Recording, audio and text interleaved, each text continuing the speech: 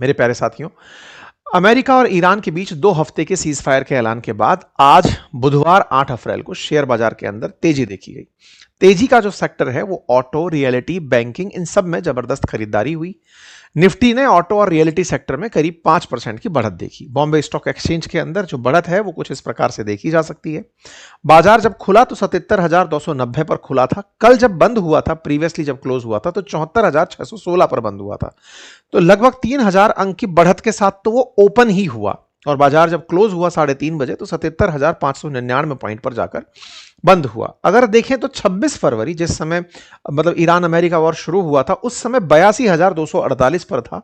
अभी जिस जगह खड़ा है वो 77,000 है। तो ऐसे में अभी बढ़त की गुंजाइश इसमें बाकी है, बाजार और बढ़ता हुआ दिखेगा। सेम यही पैटर्न निफ्टी के अंदर देखा गया। बॉम्बे स्टॉक एक्सचेंज और नेशनल स्टॉक एक्सचेंज दोनों ने ही आज बढ़त देखी। बाजार जब बंद हुआ था तब से लेकर के जब खोला उस बीच में 700 अंक की बढ़त के साथ बाजार दिखाई दिया। जहां तक बात हो मार्केट कैप की, तो मार्केट कैप जो है वो 463 लाख करोड़ पर जाकर के क्लोज हुआ, यानी कि मार्केट कैप के अंदर भी बढ़ोतरी देखी गई। कुल मिलाकर के बाजार के अंदर लंबे सारे प्रभाव रहे हैं। 2024 के अंदर, 2025 के अंदर, 2025 के अंदर जब मतलब टैरिफ आए उस समय, ये तमाम चीजें जो हैं वो बाजार को बड़ा ही अनसर्टेन बनाकर दिखाती हुई ट्रैजेक्टरी दे रही हैं। बाजार के अंदर नेशनल स्टॉक एक्सचेंज और बॉम्बे स्टॉक एक्सचेंज के अंदर जो हरियाली देखी, उन स्टॉक्स में फाइनेंस के स्टॉक्स, टाटा मोटर्स और इंडिगो, लार्सन टर्बो, इन सब के स्टॉक्स को सबसे ऊपर देखा गया। ओवरऑल कैपिटलाइजेशन बॉम्बे स्टॉक एक्सचेंज के अंदर अगर बात की जाए तो वो बढ़कर 445 लाख करोड़ पहुंच गया, 429 लाख करोड़ पिछले आंकड़े को क्रॉस करते हुए। जो इंटरग्लोब एविएशन यानी कि जो इंडिगो है, उसके स्टॉक्स में आज 8% की बढ़ोतरी देखी गई। रीजन था कि बहुत सारी फ्लाइट्स कल ही सीज फायर से पहले जो धमकियां चल रही थी एक दूसरे को मिटा देने की, उनके चलते लगभग 10,000 फ्लाइट्स कैंसिल हुई थी पश्चिम एशिया के अंदर। ऐसे में आज जैसे ही राहत मिली तो अचानक एविएशन के स्टॉक में बढ़ोतरी देखने को मिली। स्पाइस जेट के स्टॉक में भी 5% की बढ़ोतरी देखने को मिली, और यही सेम हाल बाजार में वैश्विक स्तर पर भी देखने पड़ा। जापान का जो निक्केई है वो 5% बढ़ा, साउथ कोरिया का जो कॉस्पी है वो भी 6% बढ़ा, हांगकांग का 3% बढ़ा, चाइना का 2% बढ़ा। बाजार में ओवरऑल बढ़ोतरी देखने को मिली। ठीक इसी प्रकार से यूरोपियन स्टॉक एक्सचेंज के अंदर भी यही हाल देखने को मिला।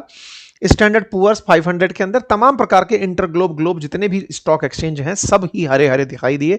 आज सीज फायर का इतना बड़ा असर दिखाई दिया। सीज फायर अमेरिका और ईरान के बीच में हुई है, जिस पर हमने डिटेल में एक सेशन ऑलरेडी अंकित इंस्पायर इंडिया पर डाल दिया है, जिसका अर्थ है कि अमेरिका और ईरान आने वाले 2 हफ्ते तक एक दूसरे पर कोई गोली नहीं चलाएंगे और स्ट्रेट ऑफ हॉर्मुज से जो भी व्यापार है वो सुगम होने देंगे। ईरान जहाजों को निकलने देगा, उन पर कोई गोलीबारी नहीं करेगा। इसके चलते क्रूड ऑयल की कीमतों में गिरावट देखी गई। क्रूड ऑयल गिर करके 13% से ज्यादा गिरा। जो $144 प्रति बैरल पहुंच गया था वो अभी $95 प्रति बैरल रह गया है। ये अपने आप में एक बहुत बड़ी क्रूड ऑयल के अंदर गिरावट है, और क्रूड ऑयल के अंदर गिरावट ही महंगाई में राहत देती है। उसके साथ साथ और जो चीजें हैं उनमें राहत देखने को मिलती है, फिर चाहे फर्टिलाइजर्स हो, चाहे एलपीजी हो, एलएनजी हो, सब में यह बात देखने को मिलती है। कल रात जहां $144 प्रति बैरल चला गया था, वहां से भाव नीचे आना बाजार के लिए बड़ी सकारात्मक खबर लेकर आया, और इस भाव ने बाजार को बहुत राहत दी है। इसका मतलब साफ है कि आने वाले समय में सीज फायर रहा तो बाजार में कीमतें और भी गिर सकती हैं। अंतरराष्ट्रीय स्तर पर दुनिया में, क्योंकि भारत 85% तेल अपना इंपोर्ट करता है और हमारी तेल की आवश्यकता का लगभग 50% वेस्टर्न एशिया से आता है, ऐसे में अगर हमारी जो उपलब्धता है वो वहां से सुनिश्चित हो जाती है तो निश्चित ही भारत के अंदर महंगाई के अंदर राहत मिलेगी, सरकारी खजानों में वृद्धि होगी, हमारे फॉरेक्स के अंदर वृद्धि होगी, तमाम चीजें राहत की तरह देखने को मिलेंगी। कुल मिलाकर के महंगाई दर पर लगाम लगेगा, ये सबसे इंपॉर्टेंट बात है। करंट अकाउंट डेफिसिट जो है वो उस पर भी राहत मिलेगी, और तो और जो हमारा रुपया है जो अभी डॉलर के सामने पस्त पड़ा था, उसे भी आज मजबूती देखने को मिली।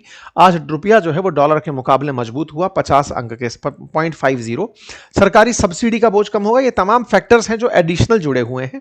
रुपए में इसी के चलते उछाल देखने को मिली। आज रुपया डॉलर के मुकाबले 92.56 अंक पर जाकर बंद हुआ। कुल मिलाकर रुपए में मजबूती का अर्थ है कि हमारे डॉलर्स को कम खर्च करना पड़ रहा है, डॉलर अब कम दामों पर भी मिल जाएगा। कुछ इस प्रकार से आज डॉलर में भी राहत देखने को मिली। तो डॉलर के साथ साथ बाजार मजबूत हुआ, साथ ही साथ ब्रेंट के भाव, क्रूड के भाव नीचे गिरने को देखे। रुपए के अंदर ये जो भाव बढ़ा है, यही सेम बाजार सबके अंदर लागू हो रहा है। और चूंकि अब वैश्विक स्तर पर बाजार के अंदर लोग निवेशक लौट कर आ रहे हैं, तो हमारे लिए भी ये सब चीजें देखने को मिल रही हैं। एक और फैक्टर भी है साथियों, और वो है बाजार के अंदर जो आरबीआई है उसके द्वारा बैंकों पर लगाया जाने वाला जो रेपो रेट है, उसके अंदर दरों में अपरिवर्तन रखा गया है, दरों को 5.25% ही रखा गया है। वैसे आरबीआई से एक्सपेक्टेड था कि वो रेपो रेट को गिराकर 5.25 से नीचे लेकर आएगी, लेकिन आरबीआई ने इसे नहीं घटाया। रेपो रेट होता क्या है? रेपो रेट का मतलब है कि आरबीआई जो बैंकों को लोन देती है, जिस परसेंटेज पे देती है उसे समझिए, और बैंक जब आपको लोन देती है जिस ब्याज दर पर, वो लगभग इससे प्रभावित रहता है। बैंक कभी इससे कम इंटरेस्ट पर आपको ब्याज दर नहीं देंगी।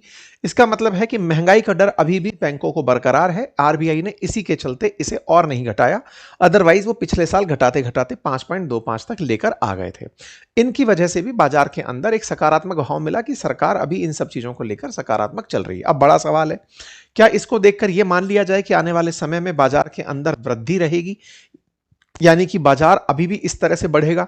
तो देखिए, जियोपॉलिटिकल टेंशंस खत्म नहीं हुई हैं। हाँ, ये जरूर है कि सीज फायर हो गया है, लेकिन क्या टेंशंस खत्म हो गई हैं? ये सेकंड सवाल है।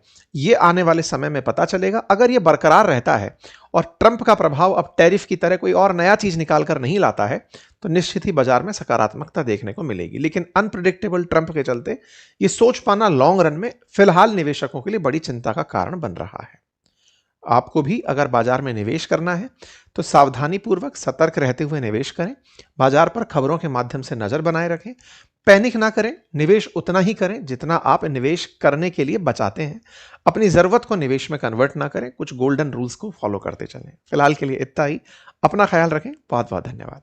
प्यारे साथियों, जहां आप मुझे सुन रहे हैं उसके नीचे एक सब्सक्राइब का बटन दिया हुआ है, जिसे दबाने में कोई खर्च नहीं आता। आपका समय लगता है 2 सेकंड का, लेकिन आपकी ये 2 सेकंड की कीमत हमारे लिए हौसला बनती है। अगर आप इस छोटे से काम को करते हुए आगे बढ़े तो ये हमारे लिए बहुत ही सकारात्मक रहेगा, हमारे हौसले को बढ़ाएगा, हम आप तक और अच्छा काम लेकर पहुंचेंगे, ये और सुनिश्चित करेगा।